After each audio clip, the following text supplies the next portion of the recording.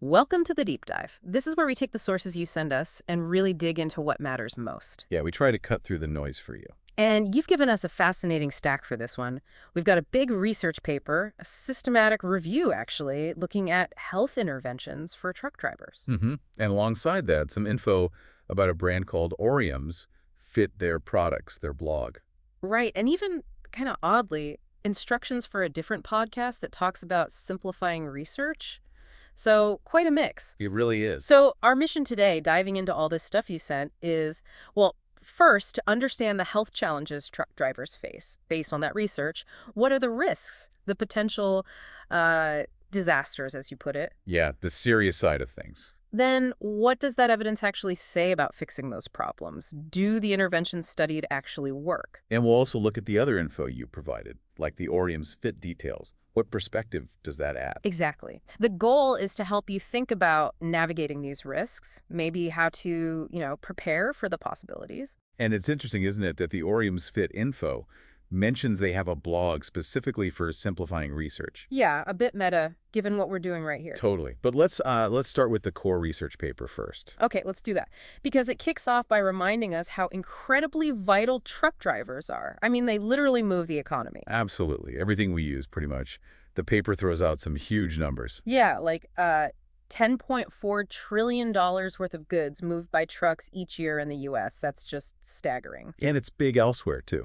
$224 billion in Australia, $124 billion in the UK, handling almost all consumer goods there. It's fundamental. But then the paper pivots pretty sharply, doesn't it, from that vital role to the health reality for drivers. It really does. And it links a lot of it directly to the job itself. It's not just choices, it's the occupational factors. Right. Like the obvious one. Just sitting for hours and hours. It's incredibly sedentary. Yeah, that's the big one. Limits your chances for physical activity right off the bat. And then there's food. Being on the road, finding healthy options consistently, it's tough. For sure. Truck stops aren't always brimming with salads, are they? Yeah. And irregular schedules mess with sleep patterns, too. Chronic sleep deprivation is mentioned. So you add all that up, the sitting, the food challenges, the poor sleep, and the paper points to what you'd expect. Common unhealthy behaviors. Like poor diet, not enough physical activity. Yeah, high sedentary time, smoking, maybe alcohol use, though the paper we're looking at focuses more on the diet, activity, and metabolic side. And the results. The paper calls them poor cardiometabolic risk profiles, which basically means trouble for your heart and metabolism. Yeah, exactly. High rates of overweight and obesity. That Australian stat really jumps out. Which one was that again? Over 54% of drivers, they're classified as obese. Compare that to about 32% for the general population. It's a huge difference. Wow. Okay. And it's not just weight, right? No. Also, high blood pressure, hypertension, hypercholesterolemia, both major risks for heart attack and stroke. And elevated blood sugar, too, pointing towards diabetes risk. Plus, the paper mentions other common problems like depression and, unsurprisingly, a lot of back pain. Which makes sense with all that sitting and maybe stress. But here's a really critical point the research highlights, and it's quite worrying. It's about getting health care. Access issues. Big time. Because drivers are always on the move, they often have limited access to regular doctors, public or private health care. And even social support networks can be harder to maintain. Right. And the paper says even when they can get care, they often don't. Yeah, there's a tendency not to seek help when illness or injury first happens. Maybe pressure to keep the truck moving, meet deadlines, Which can turn small problems into big ones? Exactly. The paper says acute issues can become chronic because they're not dealt with early on. So for you listening, if you're a driver or involved in the industry, this research is painting a really stark picture. These are serious health risks, the potential disasters you mentioned, and they seem baked into the job itself. It's definitely a tough reality check presented in this paper. It really is. Which brings us to the next big question. The paper tackles. Okay, we know the problems. What actually works to fix them? Right. This is where the systematic review and meta-analysis part comes in. The researchers gathered results from 19 separate studies that had tested different health programs for truck drivers. And they crunched the numbers together, the meta-analysis, to see if these interventions made a real difference compared to, say, doing nothing or just getting basic info. Yeah, they looked at programs trying to boost physical activity, reduce sitting time, improve sleep, diet, weight loss, even smoking cessation, a real mix of approaches. And they included different kinds of studies, like randomized controlled trials, which are usually seen as the gold standard. Correct. They pooled data from over 2,100 drivers across those studies. But the main findings, when they compared the people getting the interventions to the control groups, well, they were, as you said, pretty sobering. Sobering is the word. Because for most of the key health outcomes, the things you'd really hope to see improve, they didn't find a significant effect. That's the headline, really. No statistically significant benefit for increasing overall physical activity levels. Okay. No significant effect on total weight reduction.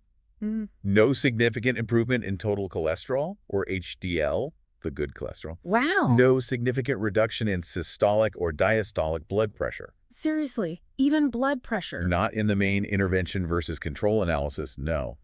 And no significant improvement in fasting blood glucose levels either. That's almost everything. Weight, cholesterol, blood pressure, blood sugar, the core metabolic stuff.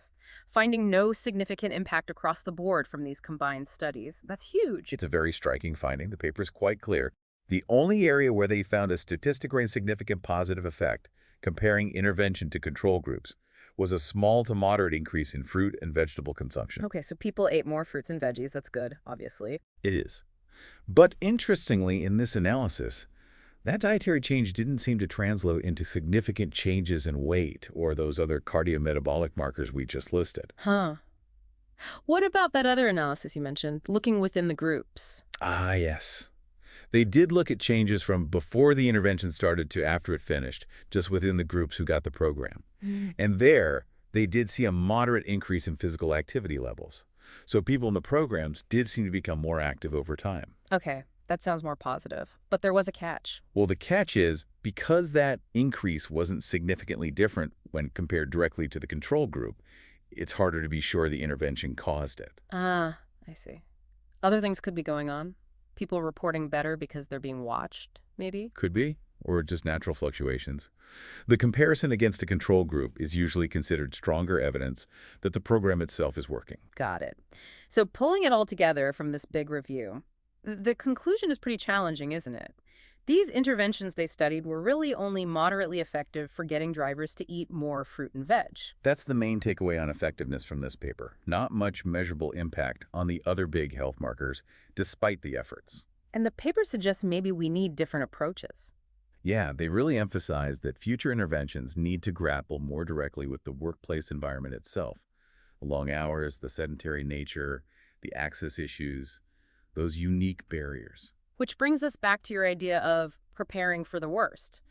This research really slams home that it's not simple. You can't just hand out a standard health plan and expect miracles, it seems. According to this review, yeah, the evidence suggests those kinds of broad interventions studied here had limited success in shifting the big health indicators for drivers. It underscores how difficult preparing really is, when the risks are so tied to the job and the tested solutions show limited impact in studies like this. Definitely food for thought. Now, shifting gears a bit.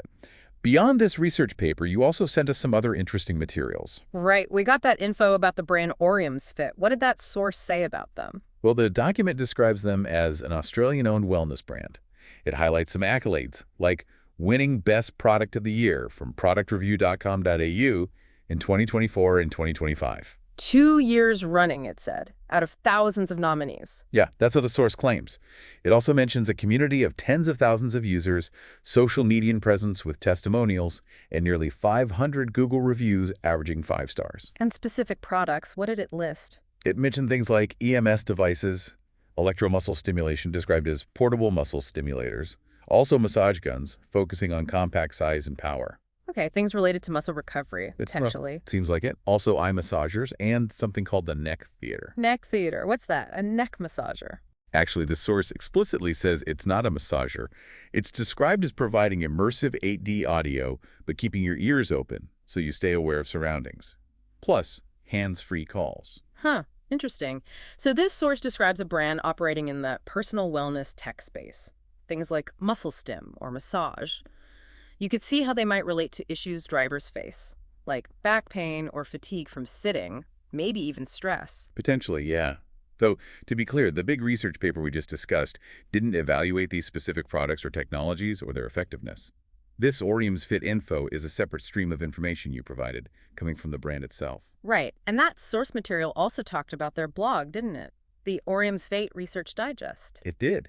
It stated the blog's purpose is to take peer-reviewed studies, like from PubMed, and break them down into simpler language. Making research accessible, basically. They claim they linked back to the original studies for transparency. Yeah, aiming to educate, not mislead, and sometimes highlighting studies that challenge mainstream views, according to their description. Which, like we said, is kind of funny given we're here simplifying research, too. Exactly. And the fact that you also sent those instructions for another podcast, Research Simplified with Leo and Eva, that apparently also talks about simplifying research and mentions Orium's Fit.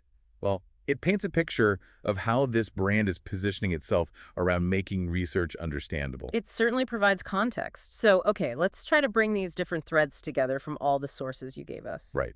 We've got the research paper, clear, stark picture of health risks for drivers, and a challenging view on how well the studied interventions work for major outcomes. Then we have the Orium's Fit information, describing a brand in the wellness market with specific products and content, including that research simplifying blog based on their source material. And the context from the other podcast instructions adds another layer. So, for you listening, what does this all mean? Well, it highlights that finding ways to manage the serious health risks of trucking is really complex. The research paper strongly suggests that just relying on the kinds of interventions studied in that review might not be enough to move the needle significantly on many core health issues. Preparing for the worst isn't straightforward based on that evidence. It really shows the depth of the challenge, doesn't it? The job itself creates hurdles that standard programs, at least the ones in this review, struggled to overcome in a measurable way across the board. And while that research gives the broad picture on intervention studies, the other sources, like the Orium's Fit info, show specific products and content being marketed in the wellness space. Their actual effectiveness wasn't part of the research paper we reviewed, but it shows what else is out there in the information landscape. Okay, before we wrap up, here's that surprising fact again from the sources, just to underline the scale here. Trucking contributes massively to the economy, think $10.4 trillion in the U.S. alone. The health of this workforce is, well, it's a huge deal. Definitely puts it in perspective. So wrapping up this deep dive, key takeaway. Being a truck driver carries significant documented health risks tied directly to the job. And the rigorous research review we examined found that the interventions studied had limited success in improving many major health outcomes, highlighting how tough it is to effectively prepare using just those approaches. We also touched on the information you provided about Orium's Fit, a brand in the wellness space with products, and that research simplifying blog showing another angle on this topic present in your sources. Which leads us to our final thought for you, the listener, to chew on. Given the serious risks the research identifies and the apparent difficulty in finding broadly effective interventions based on this specific review, what are the best ways for you to manage these challenges? How do you prioritize your health on the road? And crucially, what kind of information, what kinds of approaches should you be looking for, and how should you critically evaluate them for yourself, given your unique situation and the realities of the job? It's a big question, prompted by everything we've unpacked from the sources you sent. We definitely encourage you to go back to those sources yourself and dig even deeper. Yeah, absolutely. That's all we have time for in this deep dive. Thanks for sending these materials in. They certainly gave us a lot to discuss. And hopefully gave you some valuable insights too.